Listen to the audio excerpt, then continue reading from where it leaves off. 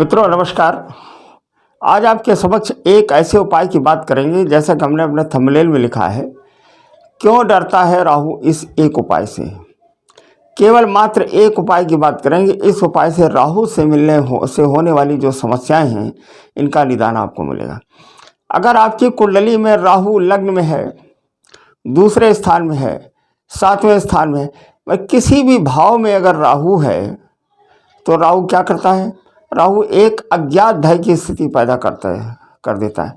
अगर चंद्रमा के साथ में राहु हो तो एक अचानक से डर बना रहता है कि पता नहीं अगले पल क्या होने वाला है। अगर आप लोग कहीं किसी ऐसी जगह पर नौकरी करते हैं या ऐसा कोई व्यापार है जहाँ पे कलम का काम है, तो कलम उठाते ही डर की स्थिति पैदा हो जाती है कि हम ये जो लिखने के लिए जा रहे हैं, हम ये करने के लिए जा रहे हैं, कहीं ऐसा ना हो हम किसी समस्या में ग्रसित हो जाएं।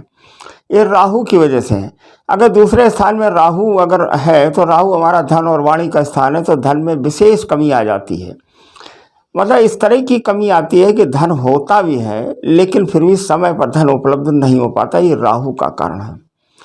अगर राहु के साथ में चंद्रमा है तो चंद्रमा मन से हो जाता है। चंद्रमा मन का कारक है। एक मन अशांत रहता है, मन विचलित रहता है और माता का स्वास्थ्य भी खराब होता रहता है, क्योंकि चंद्रमा माता को रिप्रेजेंट करता है, माता का प्रतिनिधि है।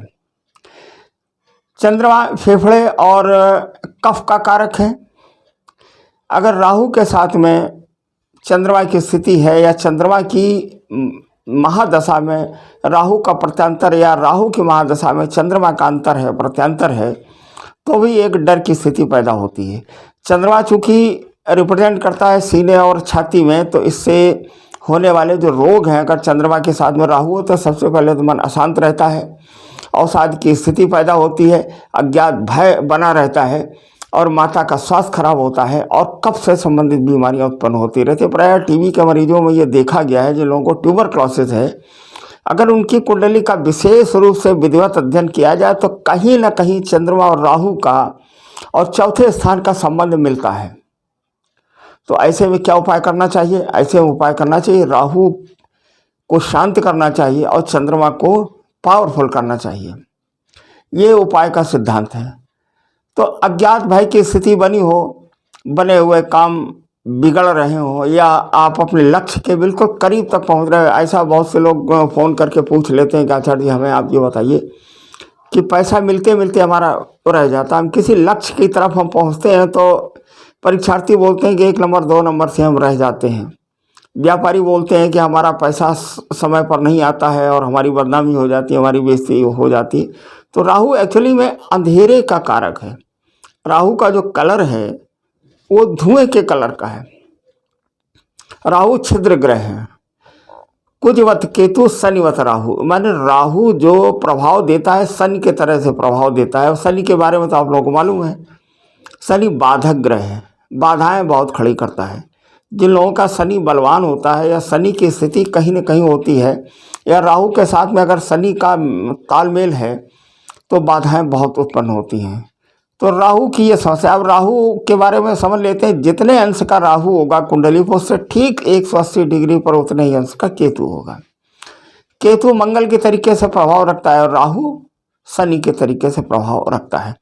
आज हमारा यहाँ बताने का केवल उद्देश्य ये है कि काल सर्प योग जो बनता है राहु से ही बनता है। एक आचार्य जी ऐसे हैं या उनके पास चाहे जिस समस्या की कुंडली आप लेकर के जाइए, वो बस एक ही बात कहेंगे, राहु और केतु की आप शांति करा दीजिए। जबकि इतनी सारी बातें बताने के बावजूद भी हम ये कह रहे हैं कि राहु का अपना कोई प्रभाव नहीं है। कुजवत केतु शनिवत राहु, और चूंकि राहु ग्रह नहीं है, ग्रह हमारे केवल 7 हैं। 2 हमारे छाया ग्रह हैं, राहु और केतु हमारे 2 छाया ग्रह, इसलिए 9 ग्रह इन्हें कहा जाता है। इन्हें गणना में इसलिए शामिल करते हैं कि ये जिस ग्रह के संपर्क में ये दोनों बिंदु आते हैं, नोडल पॉइंट, ऊपर और नीचे, ऊपर वाले बिंदु को राहु, नीचे वाले को केतु, तो करते क्या, वो ग्रह अपने प्रभाव को खो देता है, वो प्रभाव उसका नष्ट हो जाता है या बहुत ज़्यादा बढ़ जाता है। तो हमारा कहने का मतलब का अभिप्राय ये है कि ग्रहों की जो परिभाषा है, यत पिंडे तत् ब्रह्मांडे, ब्रह्मांड में जो पिंड के रूप में नहीं है, जिन्हें हम टच नहीं कर सकते, जिन्हें हम छू नहीं सकते, वो हमारे ग्रह नहीं है। लेकिन ये दोनों ग्रह कैलकुलेशन में, गणना में इसलिए शामिल किए जाते हैं कि 9 ग्रहों को ये, इनकी अगर परिधि में अगर 7 ग्रह आ गए हमारे तो अकाल दोष बनता है। माने प्रभाव बहुत ज़्यादा, माने उन ग्रहों का जो प्रभाव वो एक तरफा हो जाता है, 1 साइडेड प्लैनेट्स वर्क करने लगते हैं। तो राहु का बड़ा एक हवा खड़ा करके रखा गया है। काल सर्प दोष का बड़ा प्रचलन है आजकल सोशल मीडिया पर और सब जगह। राहु और केतु के बारे में बहुत बात हुई है। राहु और केतु का लोग बार बार उपाय और उपचार करते रहते हैं, लेकिन फिर भी उन्हें लाभ नहीं मिलता। राहु न्यूनता का कारक है। राहु और कुत्ता, राहु को मतलब जिन लोगों का राहु अगर गड़बड़ हो तो उन्हें कुत्ते को नहीं पालना चाहिए। तो इस तरह से ये बात कही गई है। मित्रों, आज हम बात करेंगे राहु, अगर मान लीजिए लग्न में राहु है तो उसकी सीधी सीधी दृष्टि पड़ती है कहाँ? 7वें स्थान पर। और जब 7वें स्थान पर दृष्टि पड़ेगी तो 7वां स्थान हमारे पत्नी का, हमारे साझीदार का और लाइफ पार्टनर का कारक है। तो राहु की जब दृष्टि पड़ती है तो उस ग्रह में भूचाल की स्थिति पैदा कर देता है, माने वहाँ कुछ न कुछ बवंडर की स्थिति बन जाती है। या तो पत्नी में विवाद होगा या उनमें आपस में तालमेल नहीं बैठेगा। अगर राहु दूसरे स्थान में है तो वाणी दोष बना लेता है, धन में कमी ले आता है, माने इस तरीके की स्थिति पैदा करता है कि पैसा मिलते मिलते रह जाता है। लोग कहते हैं कि हम क्या बतावें, हमारा काम ऐसा है कि लक्ष्य तक हम पहुंचते हैं, वहाँ से हम रह जाते हैं। विद्यार्थियों के साथ भी यही दशा होती है कि रिटन टेस्ट सारे निकाल लेंगे, इंटरव्यू में रह जाएंगे और एक अंदर से डर की स्थिति बनी रहती है। अंदर से एक अज्ञात भय लगा रहता है कि हम कोई भी ऐसा है, माने डरपोक आदमी बन जाता है।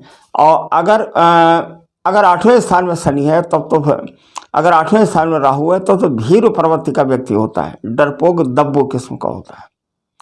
तो इन सारी समस्याओं से निराकरण के लिए एक उपाय की बात करेंगे राहु की। केवल एक उपाय, यही हमने थंबनेल में लिखा है कि मात्र एक उपाय की हम बात करें कि जिससे राहु बहुत डरता है, मैंने राहु का प्रभाव, उसका दुष्प्रभाव, माफ कीजिए, उसका दुष्प्रभाव दूर होने लगता है। दरअसल व्यक्ति के अंदर एक ओरा होती है।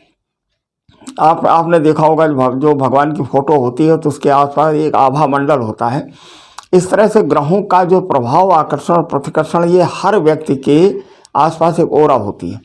तो राहु करता क्या है, उस आभा मंडल को कम कर देता है, उसको नष्ट कर देता है।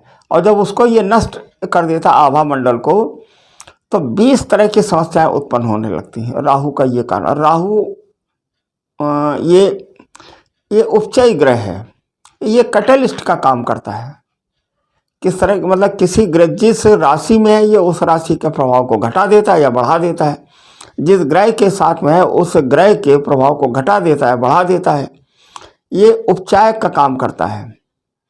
तो आइए जो समझ लेते हैं राहु के इस उपाय की हम क्या बात करेंगे।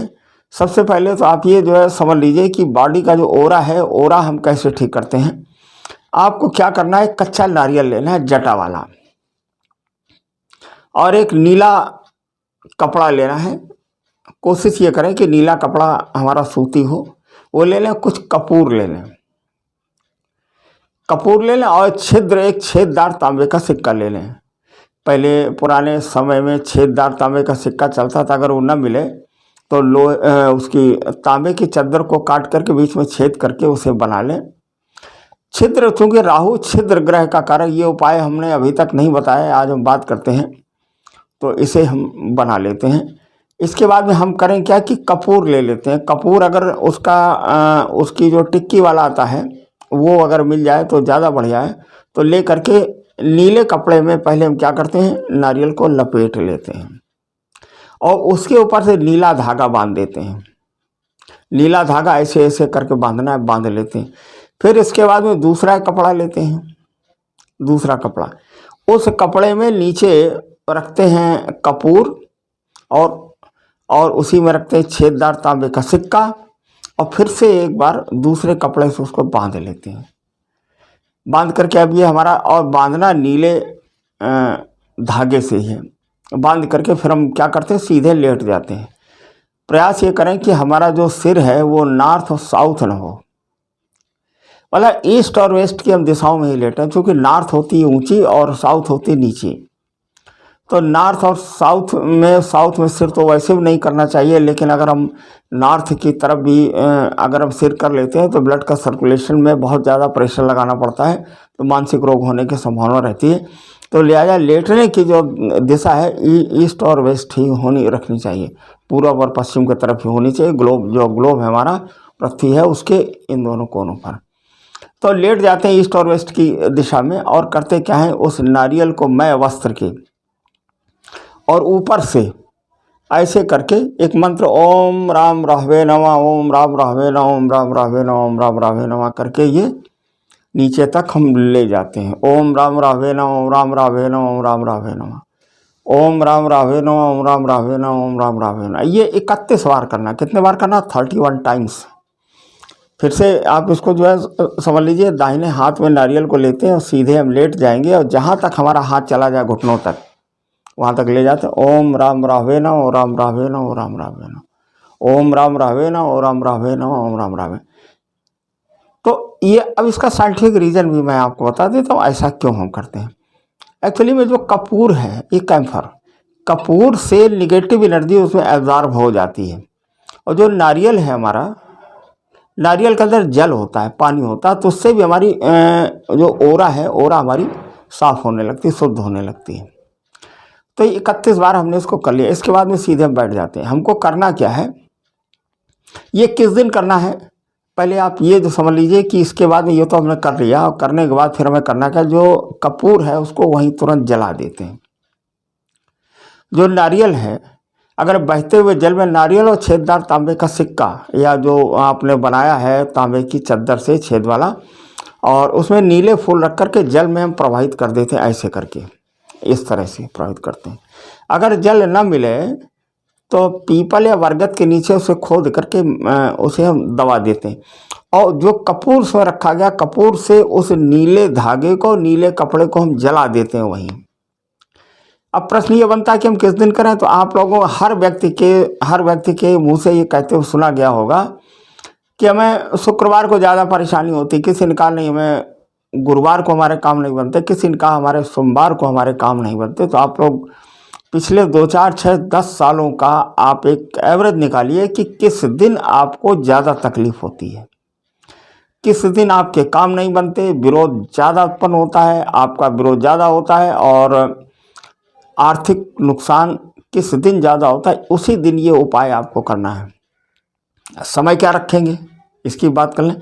समय हम सूर्यास्त के समय रखेंगे।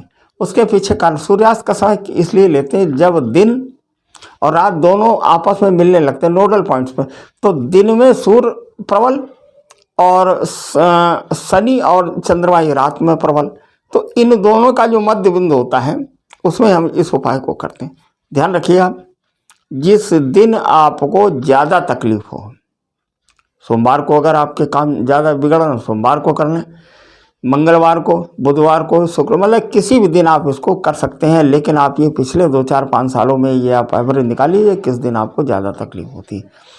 तो समझ गए क्या करना है। फिर से हम इस उपाय को जो है एक बार रिपीट कर देते हैं। एक हरा नारियल लेना है, जटा वाला, उसे नीले कपड़े में बांध लेना है।